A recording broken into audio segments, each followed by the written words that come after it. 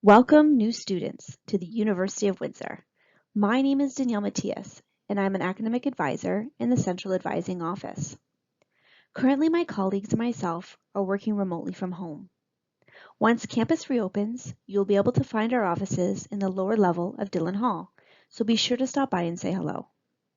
I would also like to introduce my colleagues, Chris O'Gorman and Dennis Tetro, who are also online with us today. They will be answering any questions you may have at the end of the presentation. Today we're going to cover the basics of course registration. I'm going to go over with you steps that you will need to complete prior to registering for courses and how to go about planning and registering for your courses in UWindsor Student. During the presentation, I will also share some tips with you on how to be successful in your studies at the University of Windsor. This includes inviting you to attend our upcoming virtual Head Start orientation. So let's begin. The Next Steps website is where you'll find all the answers to your course registration questions. The website outlines what tasks you must complete prior to course registration, what courses you need to register in for the fall term, and helpful registration videos that provide you with step-by-step instructions on how to plan and register for your courses in UWindsor Student. I would definitely recommend that you bookmark this helpful website. Another helpful website that you will want to bookmark is the Office of the Registrar's website. By way of the Registrar's website, you can access your UWindsor student account, a list of important dates, such as the first day of classes, when fees are due, the voluntary withdrawal date, and final examination period, just to name a few. There is also a link to the fee estimator, forms for students, and your admission officer's contact information. Before you register for courses, you must refer to the Next Steps website and complete steps 1 through 5. You will need your student number and PIN. The steps consist of reviewing and accepting your offer, setting up your multi-factor authentication options, extending your UWin account, and setting up your UWin email. Step 5 requires you to verify your UWindsor student homepage.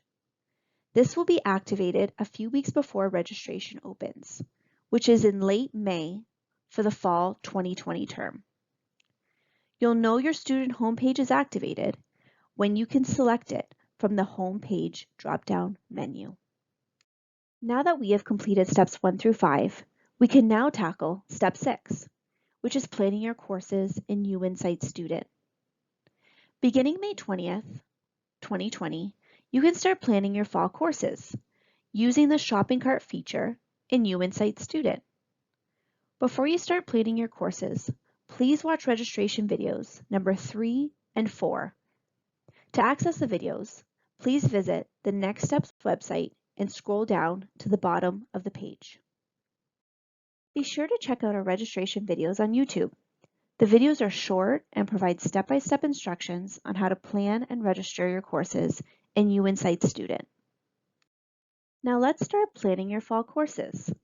On the Next Steps website, you can find out what courses you need to register in for the fall term. Be sure to revisit the website in November for a list of your winter courses. Once all of your courses are in your shopping cart, you can then validate your courses before registration opens. Validating your courses allows you to see if there are any foreseeable issues with your course registration with regard to prerequisites and time conflicts. Is the Next Steps website telling you to register for an arts, languages, social science, or science course?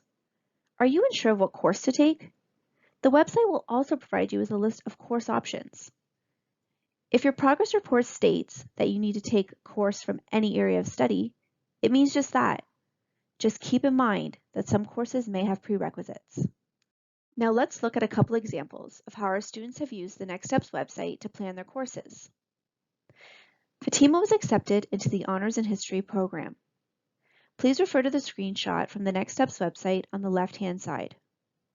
For the fall term, Fatima needs to enroll in 2 major courses, Effective Writing Part 1, 1 social science course, and 1 course from Languages or Science.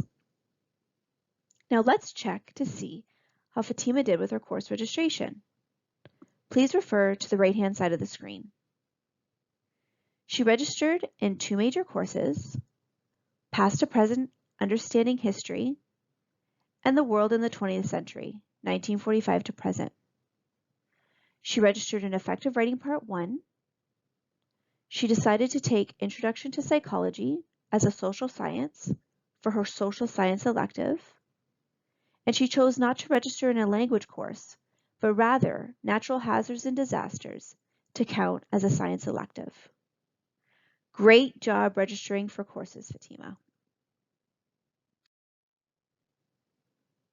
Now let's look at Josh's fall course registration. Josh was accepted into the Honors in Biological Sciences program. Please refer to the screenshot from the Next Steps website on the left-hand side. Courses marked with an asterisk means that the course comes with a lab. For the fall term, Josh needs to enroll in cell biology with a lab, general chemistry with a lab, and either Math 1760, functions and differential calculus, or Math 1720, differential calculus. Students who took calculus and vectors in high school can enroll in differential calculus. Students who didn't take calculus and vectors must enroll in functions and differential calculus. He also needs to register in a social science or open choice course and one course from the pairs listed. Now let's check to see how Josh did with his fall course registration. Once again, please refer to the right-hand side of the screen. Josh registered in cell biology with a lab and general chemistry with a lab. He didn't take calculus and vectors in high school, so he is registered in functions and differential calculus with a lab. He enrolled in Introduction to Canadian Government and Politics for his social science elective and Introduction to Geomorphology, as it was one of the pairs. Great job registering for courses, Josh. Now let's move on to step 7, which is registering for courses. Beginning in late May, you will be able to register for your fall courses. Before you can register for your courses in UWindsor Student, be sure to watch registration video number 5. Let's now go over some common questions when it comes to course registration. How do I know when I can register for courses? You can view your registration appointment time by logging into UWindsor Student, clicking on My Academics, and then clicking on Enrollment Deadlines. Why can't I register in a class?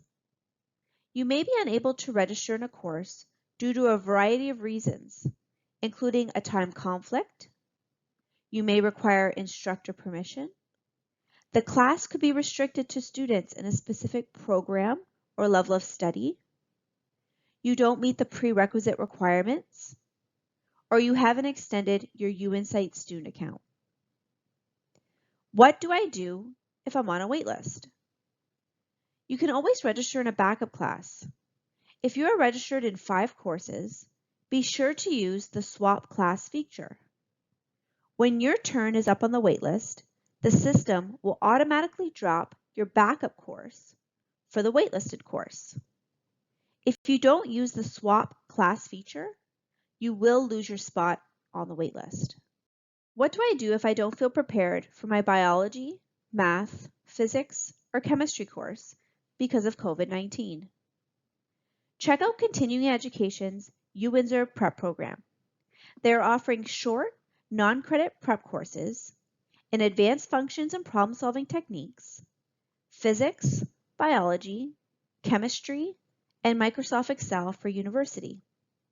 The courses are designed to refresh learners' skills and provide a taste of what classes will be like in the fall. Each course is designed to provide a review of grade 12 curriculum and build the skills learners will need in first-year classes. What courses do I need to take after first year? Please refer to your UWindsor Academic Progress Report. A program advisor and/or academic advisor can review the report with you and answer any questions you may have regarding course registration. Who is my program advisor? A list of program advisors can be found on the Central Advising Office's website under Advising Resources. I was accepted and confirmed for Program X, but I would like to change to Program Y. If you are an incoming student, contact your admissions officer. You can find their contact information on the Registrar's Office's website under Contact Us. Do not complete the change of major application and UWindsor student. Your admissions officer will make sure that the program is still open and that you meet the admission requirements. Can I add a course after the first 2 weeks of classes? Yes. Under special circumstances, you may be able to add a course after the first 2 weeks of classes. You must complete a course add form. This form can be found on the Registrar's website under Forms and Applications for Students. Now I'm going to share some tips with you on how to be successful in your studies at the University of Windsor. First off, you need to go to class. Showing up to class has many advantages. Your professor may emphasize important concepts, giving you a better idea of what's going to be on the exam. Some professors are not very textbook oriented, and their lectures may be very different from the way the textbook presents the material. Class may be used to convey the professor's own viewpoints and perspectives. Stay organized and manage your time. Use an agenda or some type of calendar. When you get your course syllabi, record when your assignments are due and midterm dates. Study and review your notes often. Don't leave your studying to the last minute. Cramming isn't effective. Start your study sessions with a measurable goal. For example, I will study chapters 1 through 3 of chemistry and work through the 6 problems in the textbook. If you take a little bit of time every night to review your notes, it will ultimately cut down on your study time because you've been studying all along. Treat university like a full-time job. Depending on what program you're in, if you're taking a full course load, you'll be in class at least 20 to 30 hours a week. This doesn't factor in study time. We recommend that for every hour of class, you spend 2 hours studying. This works out to the equivalent of a 40-hour work week. Seek help when you're feeling overwhelmed. Approach your professors during their office hours, or your TAs or GAs. You should also meet with a program advisor or academic advisor. They can refer you to other helpful services and resources on campus. During your time at the University of Windsor, be sure to get involved. Volunteer and connect with other students, faculty, and staff members. Research has shown a positive correlation between getting involved on your campus and academic success. Lastly, get into the habit of meeting with either a program advisor or academic advisor every semester. You can either book an appointment with a program advisor or schedule an appointment with Chris, Dennis, or me in the Central Advising Office. You can email us anytime at advising@uwindsor.ca or book an appointment via My Success.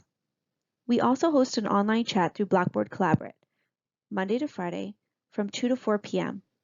You can check in for the chat via the Central Advising Office's website. Lastly, we would like to encourage all incoming students to attend our virtual Head Start orientation. This year, you'll be able to participate in orientation from the comfort of your own home. Head Start will be held on July 11th for Faculty of Arts, Humanity and Social Sciences, Education, Human Kinetics, Nursing, and Science students. July 25th for Business and Engineering students, and August 13th for mature, transfer, and part-time students. Be sure to check your email for more information regarding sign-up. Thank you everyone for your time. This now concludes our presentation. We are now going to open the chat and my colleagues Dennis and Chris will be able to answer any questions you may have.